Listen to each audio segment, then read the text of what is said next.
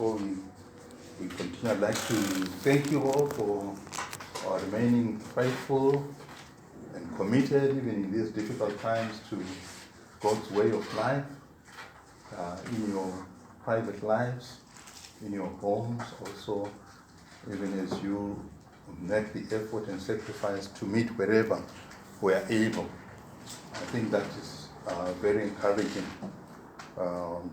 Our circumstances in Zimbabwe are a bit different from other neighboring countries, Malawi, Zambia, maybe to a way South Africa, but maybe South Africa and us are most in that we tend to be scattered as members, and of course our growth has not also been what we would have liked it to be. We attained growth for some time, and then we had people seeking maybe their own ways also, and then deciding to separate over a number of times. 98 was one such time, and then of course 2011. But we remain committed. It's important that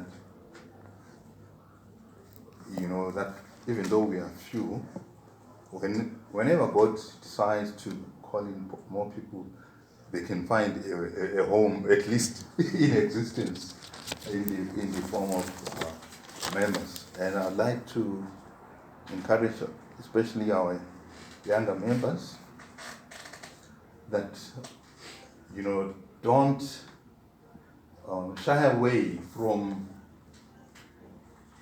taking leadership positions. Don't shy away from leading, song leading, prayers, sermonettes, messages, even in our discussions, because you are the people that God is going to be using. We don't know how much time we'll still have before Jesus Christ returns, but signs are indicating that it may not be as far as we might imagine. But between now and then, the young people, the ones that are going to carry forward the work of the church, the gospel, preaching the gospel in different ways, through your word, through your how shall we call it, like evangelizing, like not in the sense of going around and making a nuisance of yourself, but I'm saying maybe in your workplace, if you are the sort of person who should be able to say, when people suggest things that are not good for you, they're not good for you physically, spiritually, emotionally, you should have the courage to say, no, I don't do drugs, for instance. You know what I mean? You should be able to have the courage to say, look, I don't do ABC, whatever may be suggested. So I'm saying that we are happy to see that you are there, and you are keeping the torch burning. During the days of unleavened bread, I went to Gokwe, and I think that we came and did we meet after that? No, we haven't met. Yes. We haven't met. Okay, yes. So we traveled to Gokwe and met with brethren there, or 38 of us, and found that spiritually those people are really steadfast. You remember those ladies, those elderly ladies and so forth, they are just unwavering. They're committed or cheerful. There's a drought there, there's shortage of food. Maize will run out within a few months. And people will start going hungry. But other people have just taken action and left. We have Ocean, Ocean Mawazezi, he's gone to South Africa. I wish we had talked before he did that, but he went to South Africa and probably be working on the farms, trying get income for his family, and also another baptized member, son of I can't remember his name, but he also went down south. They are saying they will be coming back by June and so on. So it's a temporary thing. I'll keep encouraging them to really, think of coming back, try and meet the challenges here while we are at home. Not easy, but I'm sure it can be done. When you go to South Africa, there are difficulties there. You say to yourself, you're going to work on the farm, but you need to eat, you need to pay rent, or if you're on the farm, maybe they give you sort of good accommodation, but you eat, your clothes and so forth, maybe there's very little left over to save.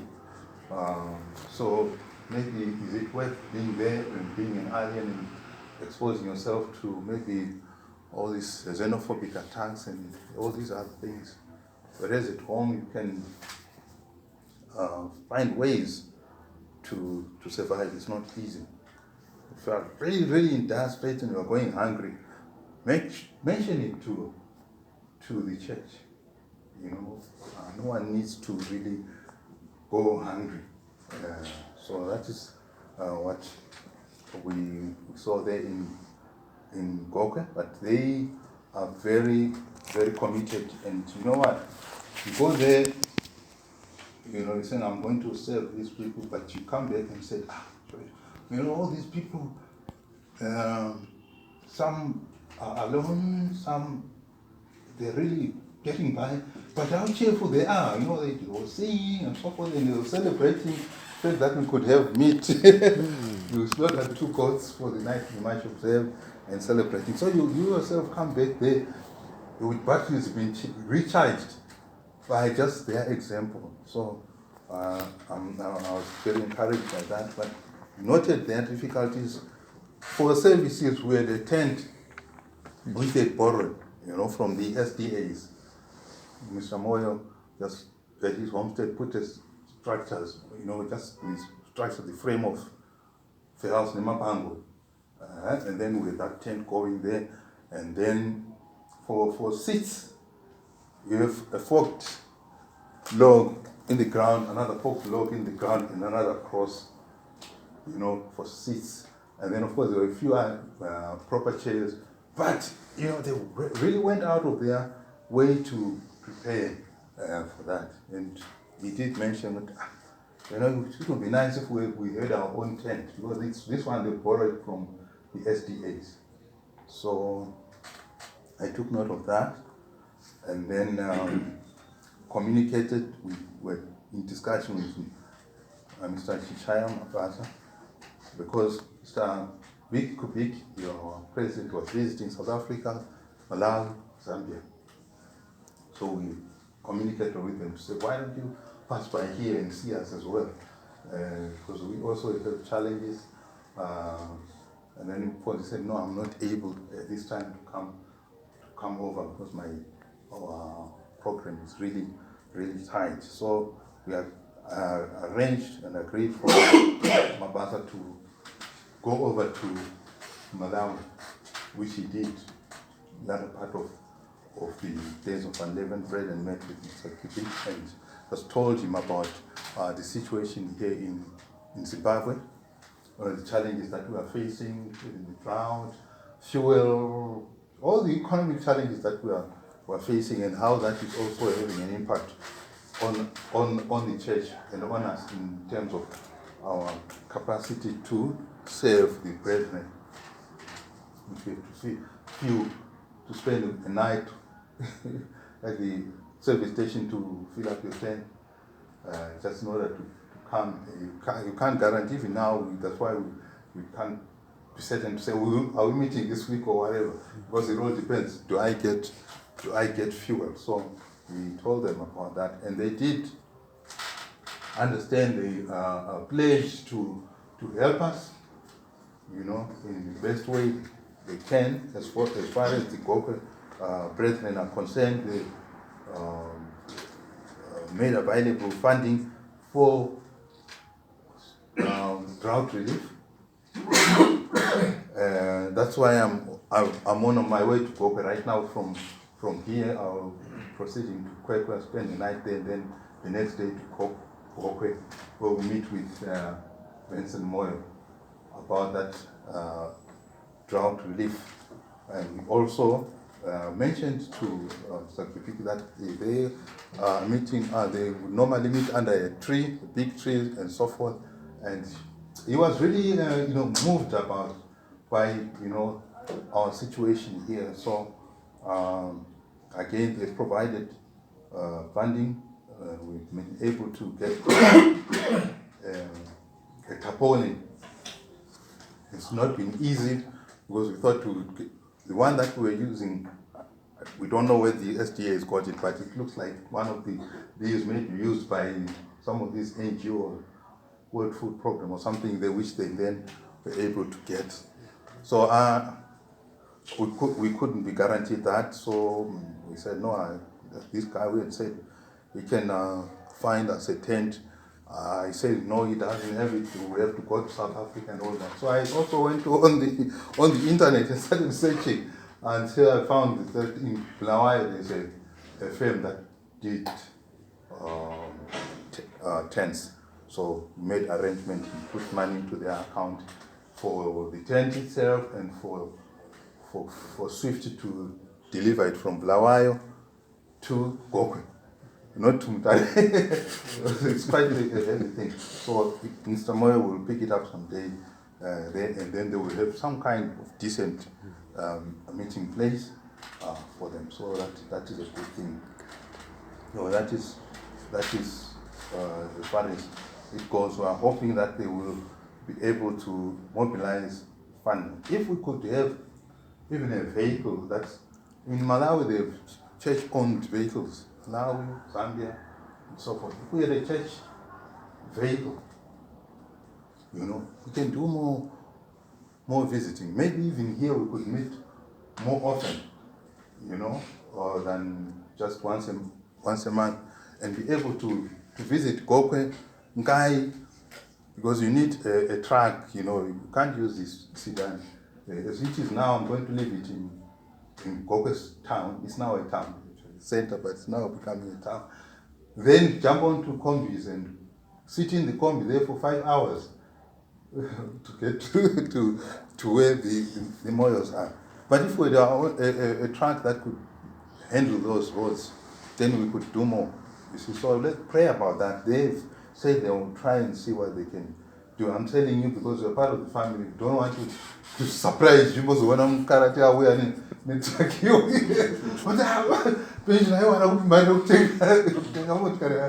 so it will be because the church has done that. If they can do that, that would be really, really good. So we'd like to just ask for prayers there. And again, I would like to just express my appreciation for Mr. Michael Mukarati here for holding the church together here in Harare, as Mr. Moyo is doing out in Gokwe there. We do appreciate that. Even our leaders, they know about what you're doing. Mr. Victor Kubik knows that here there is Mr. Michael Mukarati, who is our leader, and in Gokwe there is Mr. Vincent Moyo, who is also taking care of people there. And of course, it's God's church. We as leaders, whether ministers, elders, or deacons, we are really servants. We don't even try to control. And that's why we're not there to try and control everything. To start acting like CIO, bugging phones and things like that. If I sit at the end, I may be working with a lady, then jump into conclusion. I really need to counsel with this man. I think he's going. I don't know. It might be his sister. So nephew or cousin, or is it? Cousin, all right. Yeah. Niece, is it, or whatever. But we don't do that because the responsibility is yours. And it's mine. It's between me and God. And if I believe that God is real, He exists, He is judge, and His commandments are good and holy, as we have heard, that obeying leads to goodness and blessings. And disobeying automatically also results in pain. We're not going to be very happy if we try and live the way of rebellion against God and of sin. So as Mr. Namasuka was saying, that is your and my responsibility. But of course, if I start straying, if you love me, you will not just watch me. Yeah? If I want to go and cross a fast-flowing river, will you just let me with a man to one and up? Can I take you on a bicycle? I don't think you will want to do that. You want to help me. To say, no, that's actually a dangerous route. Think again, So we're there to be helping, our brothers keeper. So I thought I would just mention that in terms of notices. If I've left anything, you can always also help me. But on to the message for today, I'll just maybe give the title up front, The Nature of Sin as Leaven. It's all in the same. And I would like just to discuss this. I'm not going to too many scriptures, but in the context of our generation, our environment that we live in. So we'll look at that and what it is like. And then just maybe as conclusion, just look at the three aspects or three characteristics of sin as leaven. Right, just to start with where we are. What kind of society are we living in? What kind of society are we a part of today in 2019 as compared to maybe to 30, 50, 40, 50 years ago, or maybe even 100 years before? Right, just before about 200 or so years when the Industrial Revolution came in, it's about 200 years or so ago, the Industrial Revolution, when they started with, the steam engines, steam machines, ships, and factories, and the assembly line, Ford came up with that, and then the weaving looms, everything, the Industrial Revolution. Before then, life was basically agrarian, rural. People lived in their villages. Maybe 80% of the world population was illiterate before the printing press. So that was the kind of world that was then. Of course, there was a lot of superstition as well, because stories were told, there's all this witchcraft and the burning of witches and so forth, and lots of superstition even in Europe, let alone in Africa. In Africa, 200, 300 years ago, we didn't know anything, isn't it? We were in complete darkness, and even we as the Bantus, maybe we hadn't come as far as Zimbabwe, South Africa. We were still maybe up north there, maybe Kenya or Nigeria there, or wherever we came from, I'm not sure. But we understand that we came. So what I'm saying is, that was the world only a few hundred years ago. It was a world of not much knowledge. It was a world, of course, where people maybe try to avoid sin primarily, or sin or wrongdoing primarily out of fear. Even we as growing up, all that kind of fear was used to keep people in check. But it was a world totally different from ours.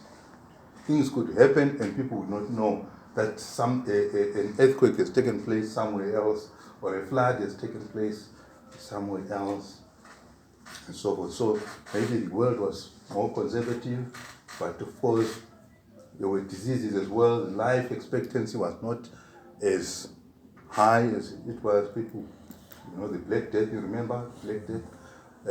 Or people had to deal with measles, malaria. Even the settlers who were coming here in Mozambique, the Portuguese and the Afrikaners and so forth in Natal, they had to deal with malaria. They went there with guns and so forth, fighting the Zulus and so forth. But sometimes just malaria came on the side of the Zulus, and a whole army was sort of compromised. Some died, in the marches. So that was the world then. But contrast now, the world we live in now, the post-industrial era. It's even past the Industrial Revolution, but it's a global society. It's a world where communication is instant. Literacy is gone high generally around the globe. In Zimbabwe, I think it's 80-90%. I don't know. You will have a problem meeting somebody who can't read or write in Zimbabwe. They may not have done their O-levels, but at least they can read. They can read and write. So it's a more literate world, which is in keeping again with the scripture to say in Daniel 12 verse 4. Increase. Knowledge shall increase. People shall run to and fro. Increase, knowledge shall increase. So we see a world that is really saturated with knowledge and easy access to knowledge. With the internet now, you really don't need to have a library. You can, Chipo, you did your program, right? I'm sure you can do your thesis without even holding a physical book, just by going onto the internet, right? Am I wrong? Maybe. But the knowledge is so easily available. It's saturated. So it's a world. It's a global village. Even the economy of the world is interlinked. Anything that happens to China or to America is bound to affect us here. So it's all a global village in terms of the economy, in terms of knowledge, but also in terms, and that is the important part, in terms of values, ethics. This is a world, we'll go to the scriptures, which in terms of ethics is so, I would say, bankrupt and becoming increasingly bankrupt spiritually and ethically because of the influence of what? Of the institutions. Again, there are institutions in this modern world that have an impact on you and me. What are they? Well, education. The education system is one of them.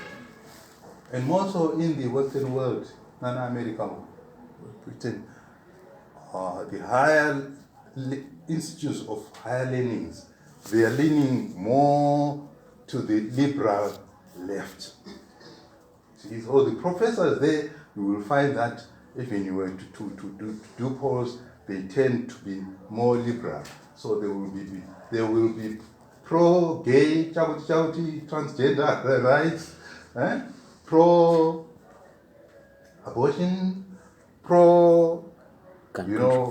whatever you can think of.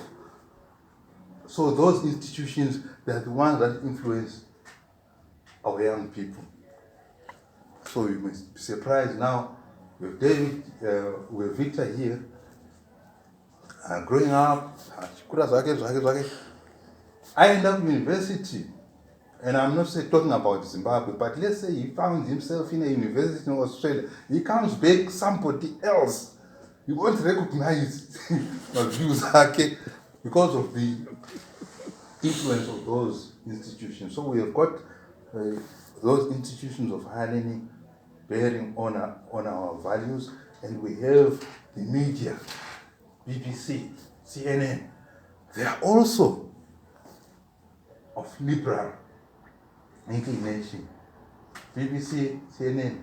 We only need to listen to my interviews. That lady, Zagana, I talk. Zainab Badawi. Zainab Badawi and so forth. She's interviewing all the new our friends. I greatly actually admire the leading interviewer. Oh, Stephen Saka. Stephen Saka. But I've noticed that when they are interviewing these leaders, they always somehow, without fail, just throw in that snare, that ambush to say, what's your view on LGBT rights? Try to say, well, our constitution actually does not actually cater for, but what is your personal? Try to put him in a spot. It's because the media is also sympathetic to those things that we as Christians would tend to. So we have the media, and then we have entertainment. Those are some of the institutions. Hollywood, we know what Hollywood has done to society. But everyone is impacted by that. We watch movies on TVs. In the times past in the cinemas, we used to go to the cinemas. We no longer do that now. But on TV, Netflix, what is that? Netflix? Yes, Netflix. Maybe you can tell us more about how Netflix works. I don't know. I'm just here by the grapevine that there's something like Netflix impacting on our. But that's entertainment media. It also has an impact on the way you think, the way I think, the way I feel about things. So that's the institution. And the breakdown of the family, because the family was supposed to be the bedrock of values, training of values. But the breakdown of family, the divorce rates, and the attitudes towards marriage, God tells us the marriage is between man and woman. Ideally, one man and one woman. But certainly man and woman, but not man and man, woman and woman. I mean, how do you procreate that way? Now you don't want to follow that. You want to have your own, radical line of thinking, but also you want to grab children from there and there. You want to make them part of the family. So it's a situation that is worrying. But these institutions, which I've mentioned, and the attack on the family, they come up and result in something that we'll be talking about now. But maybe if we go to 1 Timothy, it's 2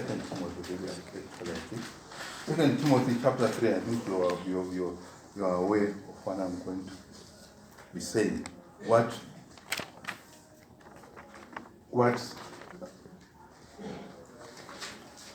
Paul, writing to Timothy, saw. He says, know also that in the last days perilous times shall come. Now, perilous means dangerous. So it will be a dangerous world. I don't know whether you agree whether that we live in a dangerous world, but you can Google anytime and Google nuclear weaponry in the world or whatever, and you will be shocked at the stored and available energy or firepower that can just, turn your life around. So it is a dangerous time. So it says there will be perilous times, but they say, For men shall be lovers of their own selves. You know, love God with all your might, with all your heart, and your neighbor is yourselves. But you were talking about a culture where people love themselves so terribly.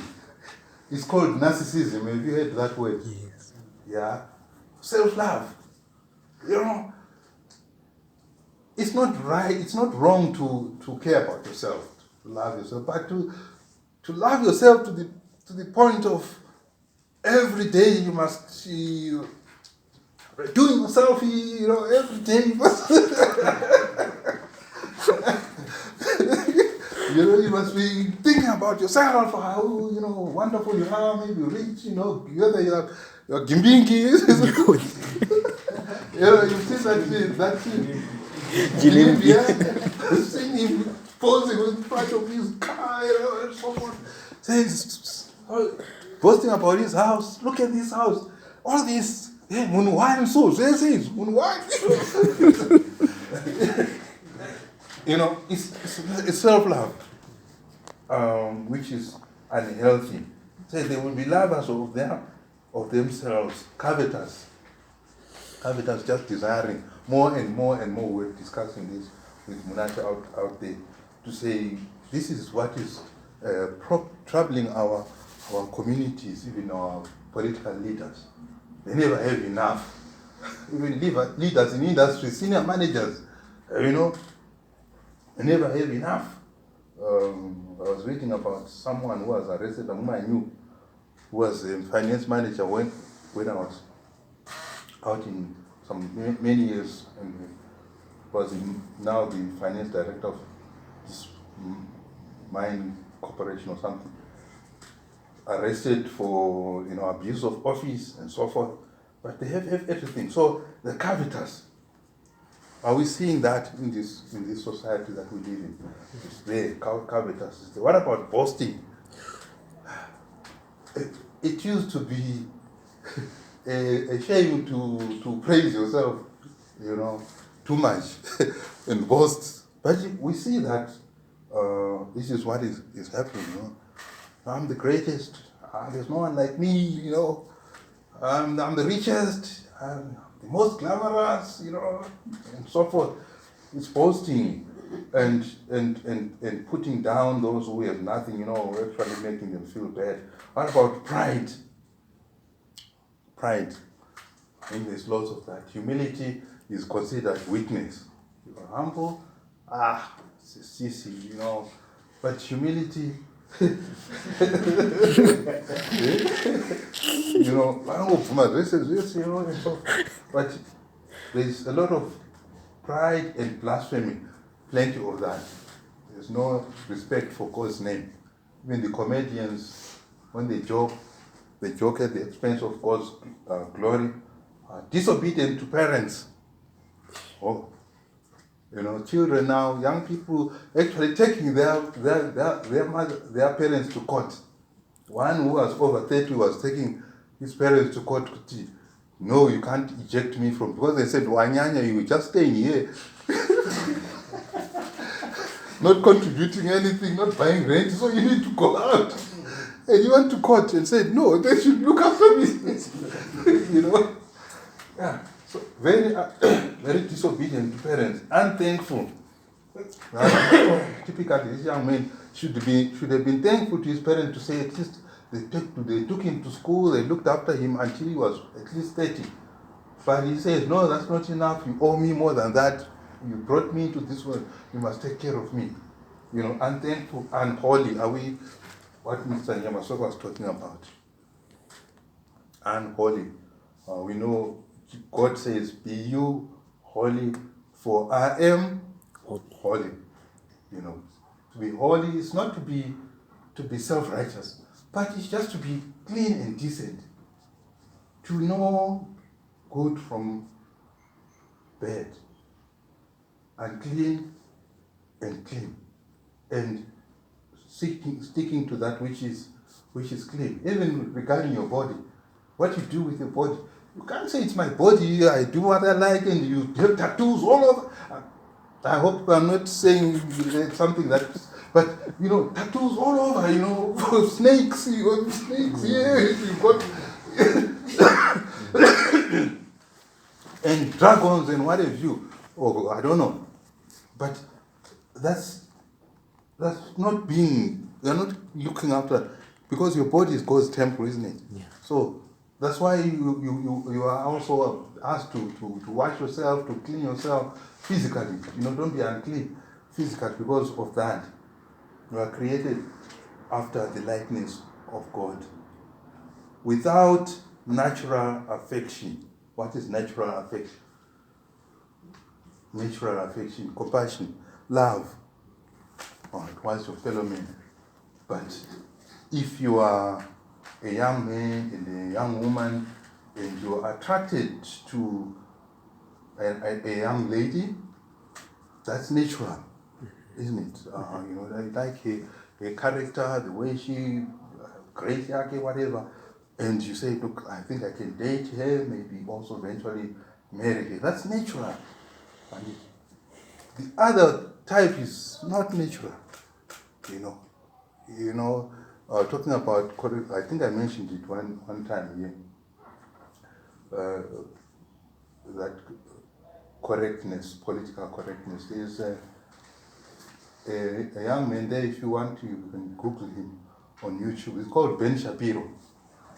He is quite a brilliant guy, Jewish, but he is a social influencer. So he's of conservative values. He's actually a Jew, a Jewish young man. Ben Shapiro. So he was sitting one day and they were having an interview with a transgender individual who was sitting here, the panels and so forth. So this transgender is somebody who is a female, naturally, but, a male, naturally, but now thinks and believes that she's a female. So he insists, she insists that she be referred to as she. I'm talking about. So Ben Shapiro refuses to do that. Because it would be a lie, as far as he's concerned, he's a Jew, he doesn't lie. So he says to this guy, no, as for him, then this guy got very angry, got him by the collar here, don't call me. So this is what we're saying, that this is the kind of world where affections, actually, they are no longer natural. You can't believe it, but it's happening. So we see that. What about truce breakers? Truce breakers. You have an agreement. It is an agreement or a covenant. And for the flimsiest reasons, you break that covenant. And the covenant that is more prone to being broken is marriage. The marriage covenant is really being abused, if you like, because when you say I've married, I'm not trying to scare anyone who is thinking about, but when you say I've married, it's everything, lock, stock, and barrel. And when you are in it, you discover there is some snoring going on here,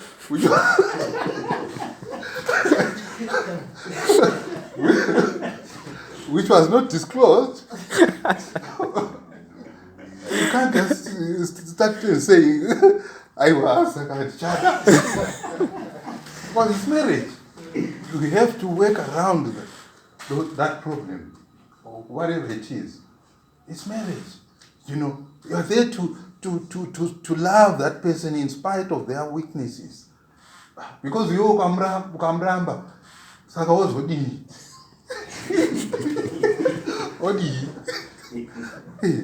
So you should not be truce breakers, but there is that. What about false accusers? Plenty of that.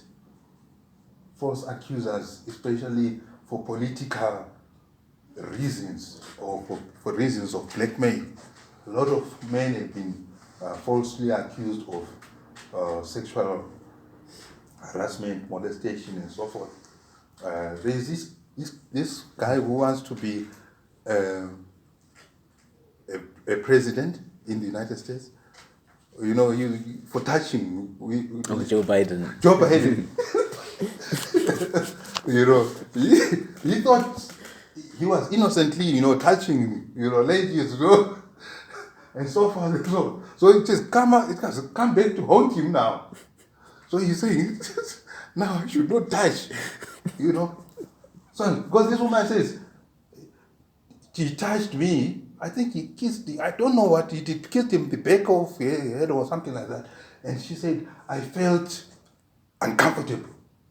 So he's in trouble with the media and so forth, and even his prospects of becoming president are compromised. But what we're saying is, there's all that false accusing, for not because there's anything that was done, but because you don't want this guy to be a judge of the Supreme Court, or you don't want him to be a leader in politics. What about incontinence? Incontinence is lacking self-control. Whatever I desire, I must have now. Instead of stopping and say, but do I really need this? Do I really need to consume so much alcohol, or even at all? The fact that it's allowed does not necessarily make it necessary for you to, if you don't, But incontinence is there's a lot of that, lack of self-control. What about fears? People want to be feared. They want to spread terror just by appearing, or sometimes even in the families, especially where there is a problem with alcoholism. The father becomes somebody who is fierce. Comes home, everyone scares for to hide, for cover, and so forth. Despisers of those that are good. You see, this is something that we also might find that we may be fearful of as Christians. That people will mock us. People don't want to be mocked. They don't know why. But mocking is a form of bullying, by the way. But because you are mocking this person, why? Because you want to pressure him to behave like you are doing, or the way you want him to do.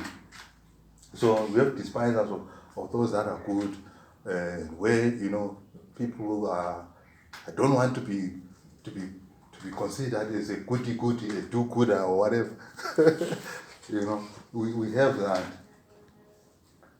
Have you noticed that of all these things that we've discussed, we actually haven't even mentioned one maybe of the Ten Commandments, except maybe one, false accusers. We haven't mentioned any, but these are attitudes.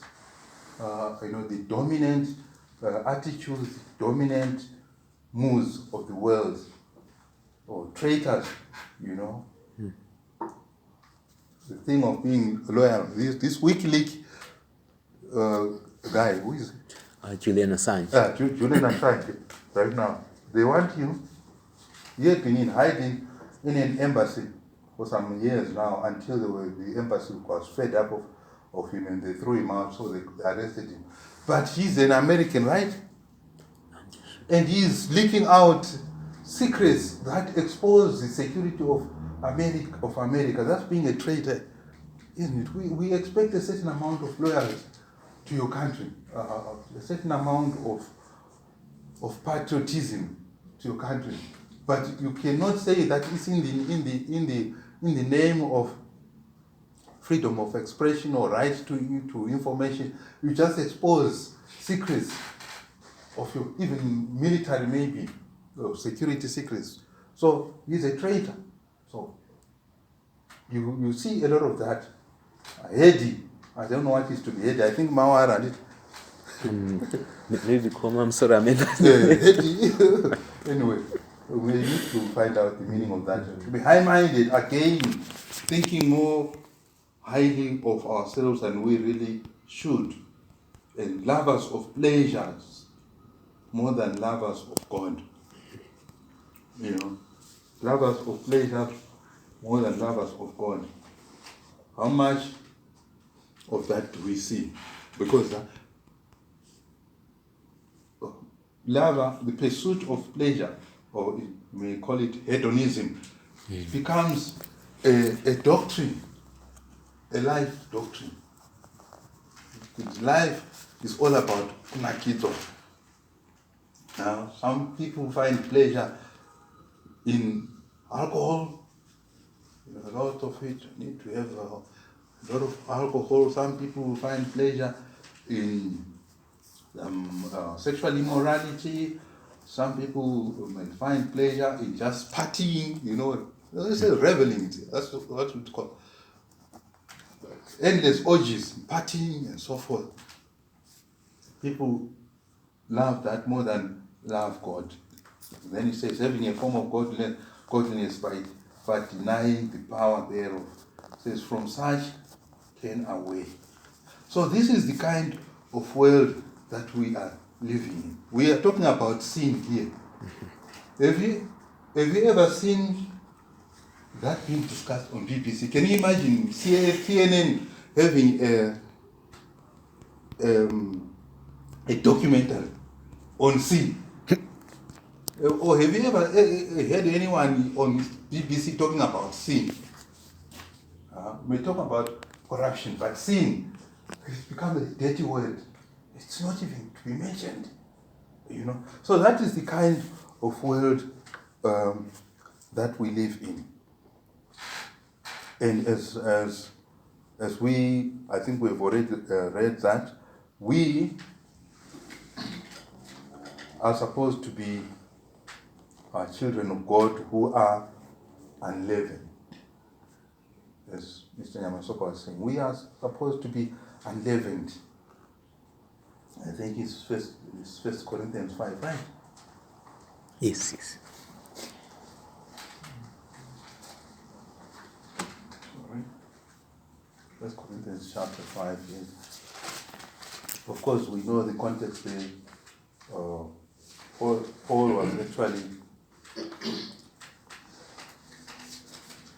was actually doing that, mentioning this in the context of, again, this tolerance of sin in the church, and which he corrected. He says, your glorying, 1 Corinthians 5:6, your glorying is not good, for it's misguided glorying. Know you not that a little leaven leavens the whole lump? Just get hold of that concept there. It says, purge out therefore the old leaven, that you may be a new lump, and as you are leavened, for if in Christ our Passover is sacrificed for us, which again, Mr. Nyamasoka mentioned that it's Jesus Christ as the Lamb of God that takes away the sins of the world. He is the one who deleavens us by his sacrifice. So we become a clean. But now we need to work, day and night to remain, to remain clean. Okay? So therefore let us keep the feast not with the old leaven, neither with the leaven of malice and wickedness. We've just been reading in Peter later there that we are to do away with malice and wickedness. Malice is an injurious and harmful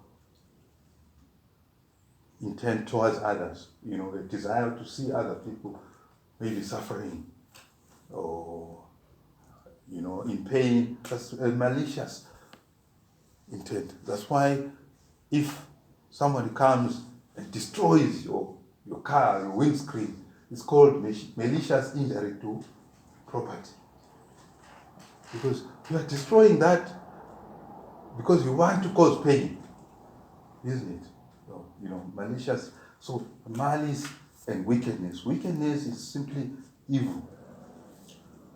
But with the unleavened bread of sincerity and truth, sincerity. To be sincere means, you really mean it, what you're saying. If you say, I'm sorry, somebody falls down, or, they're very in accident, they trip and they fall down, you say, I'm sorry, you mean it. Not to say, I'm sorry, then you laugh. That's not sincere. You say, I'm sorry, then after that, because you're tripped, then you laugh. It's not sincere. You really need to mean it. So that's what it is. Sincerity and truth. So that is what we are having to deal with in the illustration or the analogy of leaven as sin. So I'd like to just mention 3 characteristics of sin, why we need to be careful there. 1, leaven is, as we have read, a little leaven leavens the whole lump, just like sin also.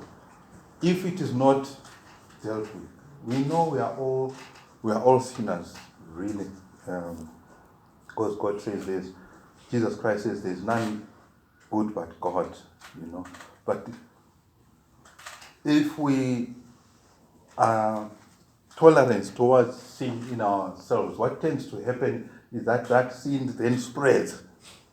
May start off maybe with this particular issue, and then it moves from there. Maybe it's covetousness. Maybe it moves from covetousness to being acquisitive, right? In business, there, even your ethics become questioned, but because you do not see covetousness or desire for these things as a danger, you keep on carrying until in the end we hear that you are now in being Kuna Baba so and so or Juju.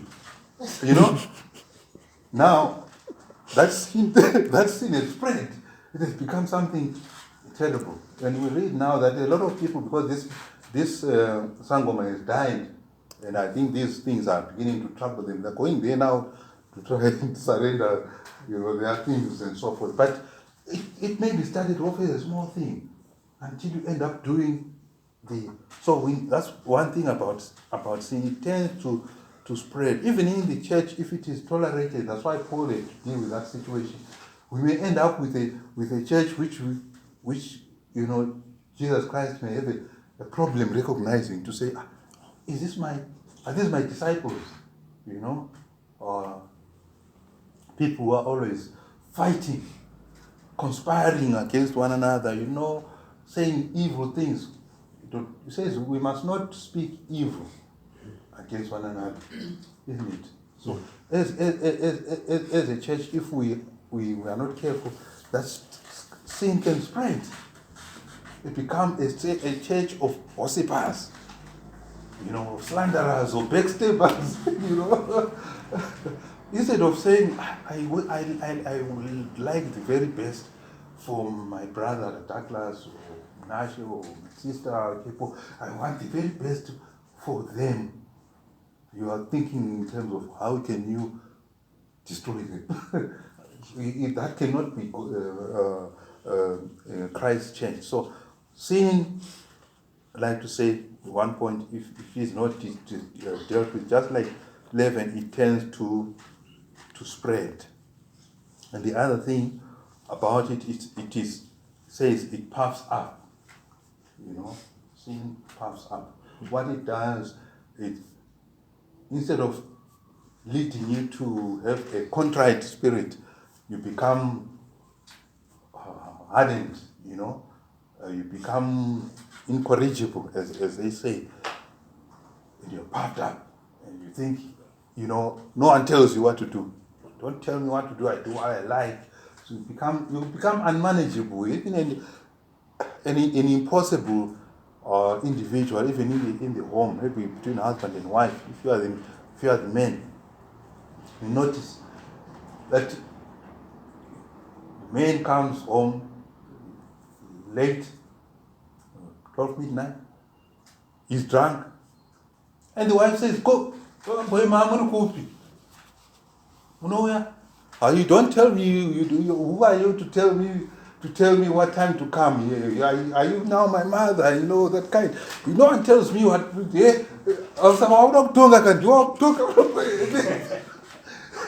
The woman is now sick. But what has she done? She's But that's what sin does. You become so puffed up, you become impossible to live with or even to manage. So that's one other thing about sin. Also, it's a type of false doctrine. It's false values,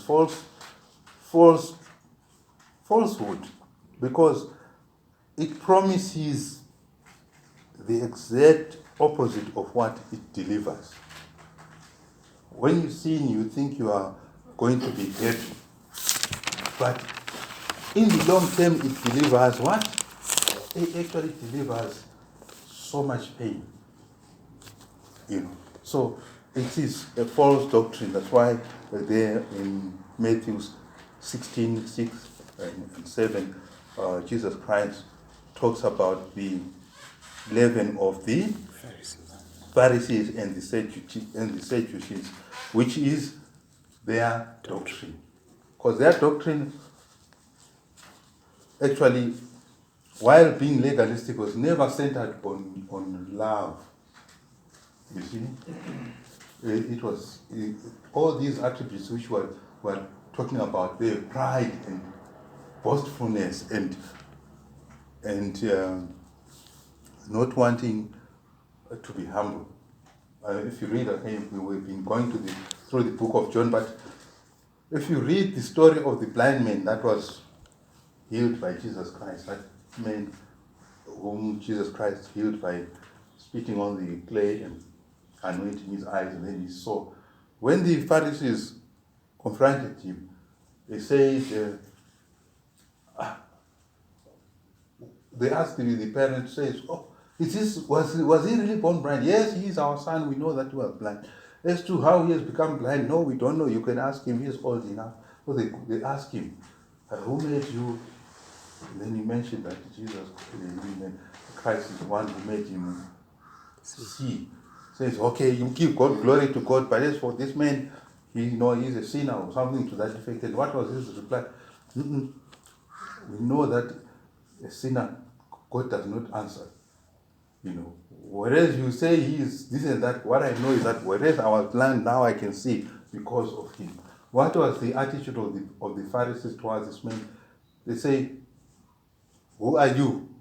You were born a sinner. Who are you to try and lecture to us and so on? And they threw him out of the synagogue. So what I'm saying, that is the leaven that Jesus Christ is talking about as far as the Pharisees and Sadducees were concerned. They did not have love. They would have loved to see that woman caught in adultery, stoned to death, and yet they themselves also are not maybe 100% clean. Not that Jesus Christ condoned it, because he did forgive her and then said, go and sin no more. But these Pharisees would have wanted to see her stoned. In fact, they actually wanted to see Jesus Christ put in a corner. Because when they asked that question, they wanted to put Jesus Christ in a corner to embarrass him. So that is not sincerity there. It's malice and wickedness. So I just thought I would add on to what was said in the first part of the sermon. I just discussed these things in general, in the light of our society and our environment. What's the purpose of that? The purpose of that is that maybe we also can be equipped and strengthened to say, look, let's take our stand against these corrupt influences of this world that we live in. If anything that can be identified that prophesies or shows that we are living in the last days, is just look at the condition of society today, and the boastfulness and the arrogance, In times past, people used to be ashamed of being, gay, ngochani, that kind of thing.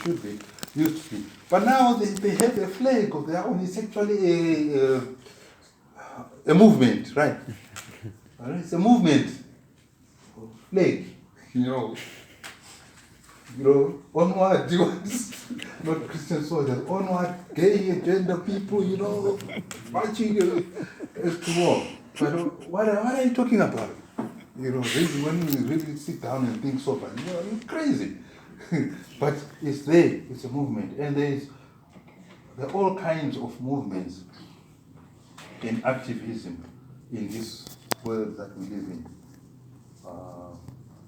Even the climate change is actually being hijacked and being used not the right way. There are all kinds of lines there through research. Leading climatologists, the leading climatologist, I just forget his name now, Richard something, or Professor Richard something, he comes up with good argument to say, look, CO2 actually is not the problem for climate change. It's not carbon dioxide as such, because CO2 is what is needed by the plants, the trees and everything to make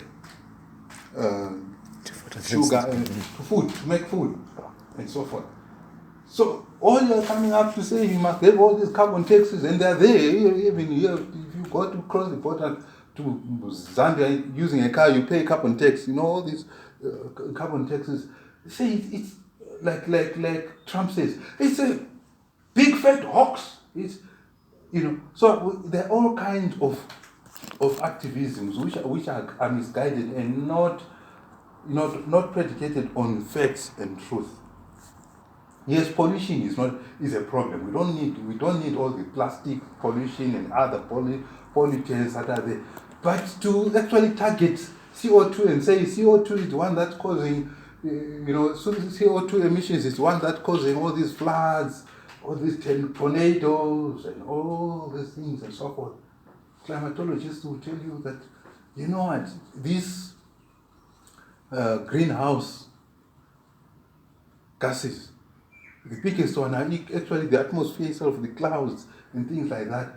And there's more to climate change than just those simple things, because it also involves even the spinning of the sun or the rotation of the earth and whatever happens to what's happening on the sun's day, on the sun's surface, the storms and so forth. So instead of people now saying, we're having all these droughts and so maybe God is judging us, we need to repent, we now start finding a scapegoat.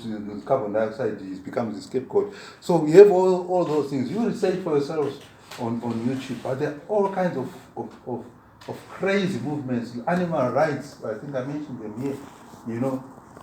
Animal rights movements saying don't eat meat, don't eat chickens, don't drink milk. When you drink milk, you're stealing milk from the cow, the baby cow. That milk is not yours. It belongs to the baby cow. You're a thief. Those things are crazy. God gave us milk to say the land of milk and honey, but you have these self-righteous, misguided movements, activism, all kinds of activism. If you think even the feminist activism also, if you look at it at the extreme, is something that's now driving a wedge between men and women. It shouldn't be like that. Men and women, brothers and sisters. Some women have become men haters because of that propaganda. So I'm just, I hadn't in my notes, but it's some of the trends that you look at. There's so much activism for this and that, and so it's all a bit crazy. But anyway, thank you for coming and for listening. We can also always discuss, these things, and add more insight into them.